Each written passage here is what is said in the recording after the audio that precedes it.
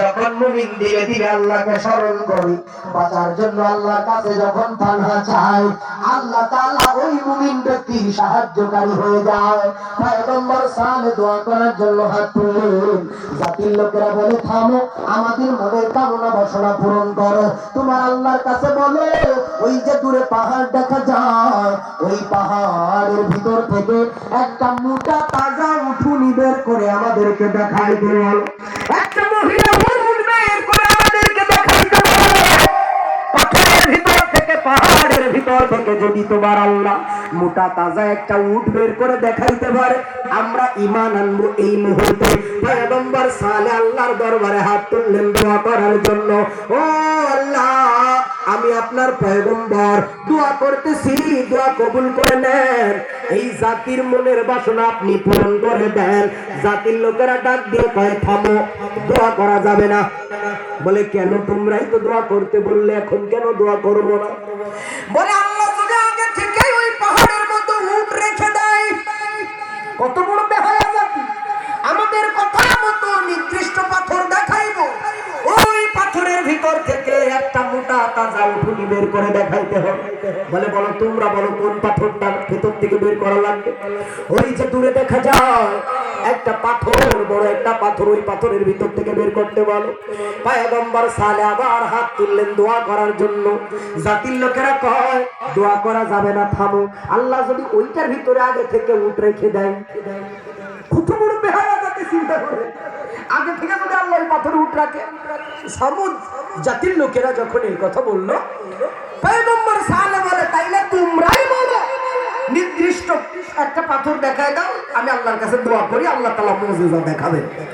এইবার ছোট্ট একটা আছে, বলে, ওই যে ছোট্ট একটা পাথর দেখা যায়, এই পাথরের ভিতর থেকে এইবার চূড়ান্ত ভাবে তুমি দোয়া করো যেন এই পাথরের ভিতর থেকে একটা মোটা তাজা উট বের হয়। ওদের তো মনে এই ধারণা হয়েছিল, বিশ্বাস হয়েছিল যে ছোট্ট পাথর থেকে উট কিভাবে বের হবে, এটা তো কখনোই সম্ভব না, আসমান জমিন এক হয়ে যাবে, এটা সম্ভব না। কিন্তু আমার আল্লাহ পারবে কি পারবে না?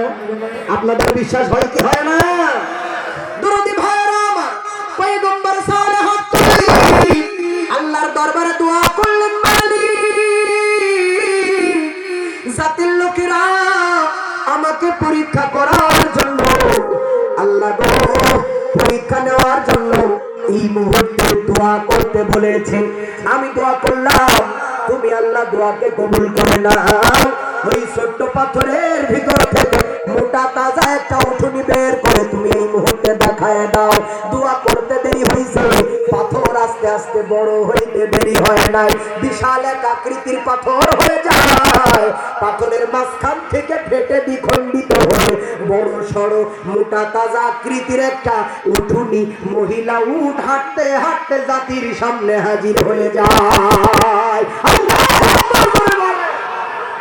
জাতির লোকেরা উট দেখার পর কেউ কেউ হাত তুলে সাথে সাথে ঈমান আনলো। ও সালে, তুমি আল্লাহর পয়গম্বর, আমরা মনে প্রাণে মেনে নিলাম, বিশ্বাস করে নিলাম তুমি আল্লাহর নবী। এত বড় মুজিজা তুমি আমাদেরকে দেখাইছো, আমরা বিশ্বাস করে নিলাম তুমি পয়গম্বর। তুমি যেভাবে বলবে আমরা সেভাবে চলবো। আল্লাহ পাক রব্বুল আলামিন একটা নিষেধাজ্ঞা জারি করলেন। সালেহকে বললেন, সালেহ, এই সামুদ জাতি, এই গোত্রের মধ্যে একটা পানির কূপ আছে, যেই পানির কূপ থেকে জাতির লোকেরা প্রতিদিন পানি পান করে, পানি উঠায়। আমি এমন এক মুজিজা দান করলাম, আমার এই উঠুনি জান্নাত থেকে আমি আল্লাহ তাআলা কুদরতি ভাবে পাঠাইলাম। আমার উঠুনি যেদিন ওই কূপের পানি পান করবে, ওই দিন জাতির লোকেরা পানি পান করতে পারবে না। সামুদ জাতির লোকেরা বলে, তাইলে আমরা কি খাবো? এইবার পয়গম্বর সালে বলেন, ওই দিন তোমরা এই উঠুনির দুধ পান করো। সুবহানাল্লাহ। দুধ হবে কেমনে? আল্লাহ তাআলা বলেন, ও সালে, চিন্তা করো না, টেনশন করো না, আমি যে আল্লাহ উট পাঠাইতে পারছি, ওই উটের বানের মধ্যে আমি বাচ্চাও, উটের গর্ভে বাচ্চাও দিতে পারবো, বানের মধ্যে দুধ দিতে পারো। ও সালে, তোমার বরকতি হাত ওই বানের মধ্যে লাগায় দাও। উটের বানে যখন পয়গম্বর সালে হাতটা বুলায় দিলেন, এত পরিমাণ দুধ পড়া শুরু হলো, জাতির লোকেরা পান বালতি নিয়ে বর্তন নিয়ে সবকিছু ভরে নিলেন, তারপরে এত বেশি হয়ে গেল ওই দুধ পড়তে পড়তে জমিনটা ভিজে গিয়েছে। সুবহানাল্লাহ, এমন এক বরকতপূর্ণ মুজিজা আল্লাহ তাআলা দান করেছেন। আল্লাহ ঘোষণা করলেন, ও জাতির লোকেরা, উট যেই দিন পানি পান করবে তোমরা ওই দিন উটের দুধ পান করবা, তৃষ্ণা মেটাবা। আর যেই দিন উট পানি পান করবে না সেই দিন তোমরা কূপ থেকে পানি তুলবা, পানি পান করবা। এভাবে আল্লাহ তাআলা একটা পালা করে দিলেন, শনিবার উট পানি পান করবে, রবিবার তোমরা পান করবা। এভাবে একটা পালা আল্লাহ তাআলা সিস্টেম করে দিলেন। দীর্ঘদিন হয়ে যায় ওই সমাজের ভিতরে দুইজন খারাপ দুশ্চরিত্র মহিলা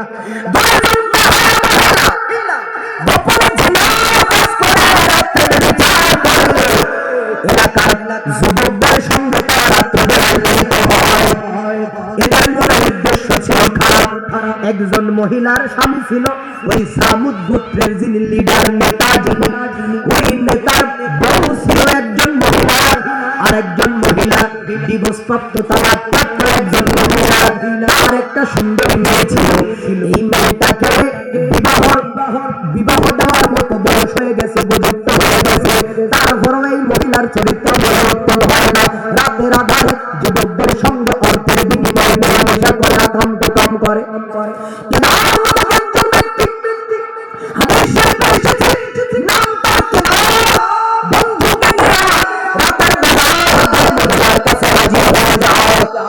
পূর্বের দিনের মতো জিনা করার জন্য দুই মহিলার কাছে গেছে, দুই মহিলার সঙ্গে জিনা লিপ্ত হবে, বিচার করবে।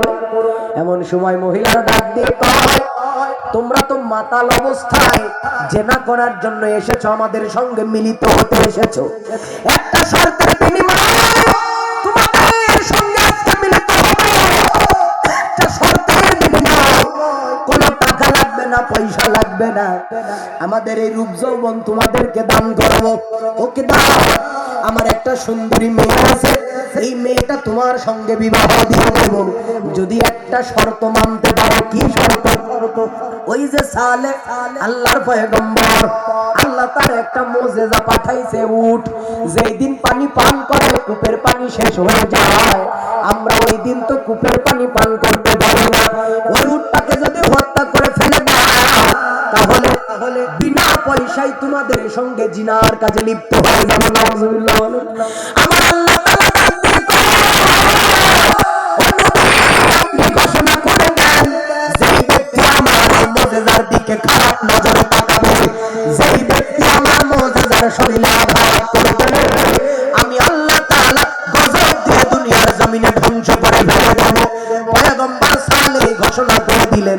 তবু এই বেহায়া নির্লজ্জ মহিলাদের কথা শোনার পর এই জাতির লোকেরা উটটাকে হত্যা করার জন্য দুই বন্ধু মিলে কয়েকজন লোককে ভাড়া করছে, এক একটা গোত্র থেকে এক একজন সন্তান ভাড়া করছে।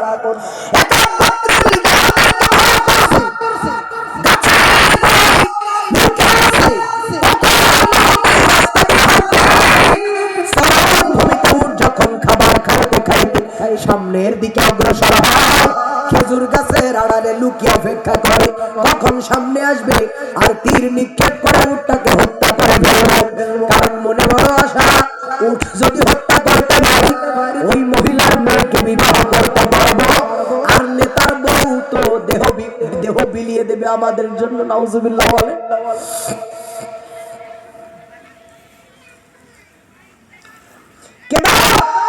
আর তার বন্ধু গাছের গোড়ায় লুকিয়ে আছে, দেখতেছে আপনারা দেখেছেন উটকে দড়ি দিয়ে বেঁধে শোয়ায় তারপরে জবেহ করা লাগে না। উট যখন দাঁড়িয়ে থাকে মুখের মধ্যে পানি দিলে উট গলা উঁচু করে দেয়, তরবারি দিয়ে ছুরি দিয়ে গলার মধ্যে আঘাত করলে রক্ত বের হতে হতে উট জমিনের মধ্যে লুটিয়ে পড়ে। এভাবে উট কুরবানি দেওয়া হয়। মক্কাতে অনেকবার দেখেছি কুরবানির সময় হাজিরা উট কুরবানি করে, উট দাঁড়িয়ে থাকে, মুখের মধ্যে পানি দেয়, গলা কেটে দেয়, পড়ে যায়, শোয়ায় জবাই করা লাগে না গরু ছাগলের মতো।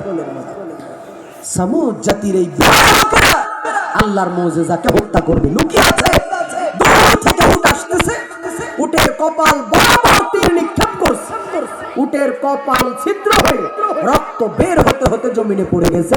অন্য এক বর্ণনা আসছে যে উটের পায়ের শিরা তারা কেটে দিল, শিরা কেটে দিল, রক্তক্ষরণ হতে হতে উট মারা গেছে। এর ভিতরে উটের একটা বাচ্চা আল্লাহ তাআলা দান করেছেন।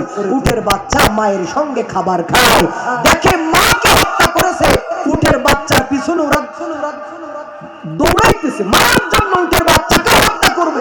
বাচ্চাটা পাহাড়ের উপরে দৌড় দিয়ে লাফ দিয়ে উঠে বিকট এক আওয়াজ, আকাশের দিকে বিকট এক আওয়াজ করে গায়েব হয়ে গেছে। উটের বাচ্চাকে আর খুঁজে পাই নাই। এখন সকাল হলো, যখন জাতির লোকেরা দেখতে পেল, তখন পয়গম্বর সালের আল্লাহর পক্ষ থেকে পাওয়া মুজিজাকে হত্যা করে ফেলেছে। মেরে ফেললো। এটা কারা করলো? পয়গম্বর সালেহ বলেন, ও জাতির লোকেরা, অন্যায় করেছে, যদি ক্ষমা চাও আল্লাহ তাআলা মাফ করে দেবেন, আমি আল্লাহর কাছে তোমাদের জন্য সুপারিশ করব। আর যদি স্বীকার না করো, অন্যায় যদি স্বীকার না করো, আমি আল্লাহর কাছে দোয়া করব, আল্লাহর পক্ষ থেকে তোমাদের উপরে পাকড়াও করা হবে, গজব আসবে, তোমরা জমিনের মধ্যে ধ্বংস হয়ে যাবে। কেউ স্বীকার করতে চায় না। পয়গম্বর সালেহ বলে, আল্লাহর পক্ষ থেকে তোমাদের প্রতি অনেক গজব আসবে, আমি আল্লাহর কাছে রাত্র বেলায় দোয়া করব। পয়গম্বর সালেহ পাহাড়ের উপরে উঠলেন, গভীর রাত, আল্লাহর কাছে দোয়া করার জন্য সিজদায় অবনত হলো। যখন ওই জাতির সন্ত্রাস, ওই লোকেরা মনে মনে চিন্তা করে, 9টা গোত্র থেকে 9 জন লোক যে এই কাজের সঙ্গে জড়িত ছিল, ওরা চিন্তা করে পয়গম্বর সালেহ যদি আল্লাহর কাছে সত্যি সত্যি দোয়া করে দেয়, আল্লাহর গজব আসলে আমরা ধ্বংস হয়ে যাব। অতএব গজব আসার আগে সালেহকে আমরা দুনিয়ার জমিন থেকে বিদায় করে দেব। পাহাড়ের উপরে উঠে গেলেন পয়গম্বর সালেহকে হত্যা করার জন্য। দূর থেকে তারা যখন তীর নিক্ষেপ করবে, সালেহ পয়গম্বর সিজদায় অবনত হলেন। সিজদা দিলেন যখন, ওরা তীর নিক্ষেপ করে দেয়, তখন পয়গম্বর সালেহকে উদ্দেশ্য করে দূর থেকে তীর মারে পাহাড়ের উপরে। এমন সময় আল্লাহ তাআলা বলেন, জিবরিল আমিন, আর করো না দেরি, চলে যাও তাড়াতাড়ি, আমার বন্ধুকে মারার জন্য তীর নিক্ষেপ করেছে। আমি আল্লাহ তাআলা কুদরতি ভাবে আমার বন্ধুকে হেফাজত করব, আগে তুমি তাদেরকে খতম করে দাও। জিবরিল আমিন আসলো, ধাক্কা দিয়ে তাদেরকে তীর নিক্ষেপ করা থেকে বিরত রাখলো। আবার তীর তাক করলো মারার জন্য, জিবরিল আমিন ধাক্কা দিয়ে দিল। দ্বিতীয়বার যখন তীর নিক্ষেপ করতে গেল, আল্লাহর হুকুম হলো ওদেরকে দুনিয়া থেকে বিদায় করে দিলাম। আল্লাহ তাআলা ওদেরকে দুনিয়া থেকে বিদায় করে দিলেন, হত্যা করে ফেলে দিলেন। পাহাড়ের নিচে লাশ পড়ে আছে, 9 জন নেতার লাশ যখন পড়ে আছে, সকালবেলা জাতির লোকেরা দেখে সালের বাড়ির সামনে 9 জনের লাশ পাওয়া যায়। তার মানে সালেহ আল্লাহর পক্ষ থেকে জানতে পারছে এই 9 জন লোক এদেরকে এই উট হত্যা করে ফেলেছে। এই জন্য সালেহ তীর নিক্ষেপ করে এই 9 জনকেই হত্যা করে ফেলেছে। সালেহ নবী কিছুই জানে না। আল্লাহ তাআলা ডাক দিয়ে কয়, ওয়া মাকারু ওয়া মাকারুল্লাহ আল্লাহু খায়রুল মাকিরিন।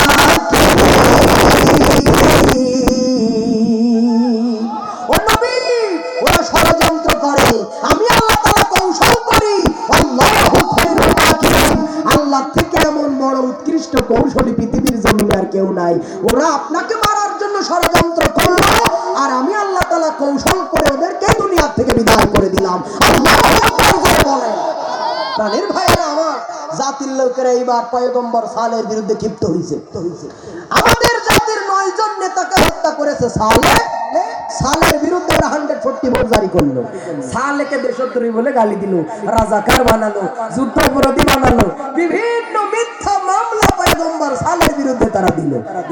পয়গম্বর সালেহ কিছুই জানে না, এগুলো কেমনে মরছে, কেমনে কি হয়েছে, তিনি কোনো বিষয় অবগত নয়। আল্লাহ তাআলা পরবর্তীতে পয়গম্বর সালেহকে জানায় দেয়, আপনাকে মারার জন্য এসেছিল, আমি ওদেরকে খতম করে দিয়েছি। আল্লাহু আকবার। এখন উপায় কি? পয়গম্বর সালেহ বললেন, ও জাতির লোকেরা, এখনো সময় আছে, যদি তওবা না করো তোমাদেরকে ফুসরাত দিলাম, সময় দিলাম। যদি তওবা না করো, ফিরে যদি না আসো, তাহলে কিন্তু আল্লাহর পক্ষ থেকে বিশাল এক গজব আসতেছে, বিশাল গজব আসতেছে। দরদির আমরা সারা জীবন আপনাদেরকে ফেলাই আমরা জান্নাতে একা যাইতে চাই না, আপনাদেরকে আমরা সাথে নিয়ে জান্নাতে থাকতে চাই। ওগো দরদিরা, আমরা আলেম উলামারা আল্লাহ যদি মাফ করে জান্নাত দেয়, ওই জান্নাতে আমরা একা একা থাকতে আমাদের ভালো লাগবে না। এই যে আপনাদের সামনে কথা বলতেছি, রক্তের কোনো সম্পর্ক নয়, কিন্তু হৃদয়ের আত্মার সম্পর্ক, কোরআনের সম্পর্ক। আপনারা দীর্ঘক্ষণ সময় বসে আছেন চাতক পাখির মতো, আমরা চাই এই সম্পর্ক যেন আল্লাহ জান্নাতে কবুল করেন, বলে না আমিন। তো এই জন্য আপনাদেরকে জাহান্নামের পথ থেকে ফিরায়ে জান্নাতে নিয়ে যেতে চাই।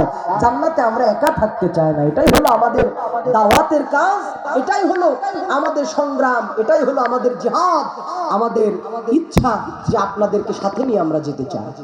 এই জন্য দাওয়াত দিই ও দরদিরা, বিগত বছরগুলোতে যারা যা কিছু আকাম কুকাম করেছেন, আপনাদেরকে তওবা করার জন্য সুযোগ দেওয়া হলো। অন্যায় করেছেন, চুরি করেছেন, লুটে ফুটে খেয়েছেন বেশি। ওই যে আমার দেশে একটা কথা প্রবাদ আছে, চোরের মায়ের নাকি বড়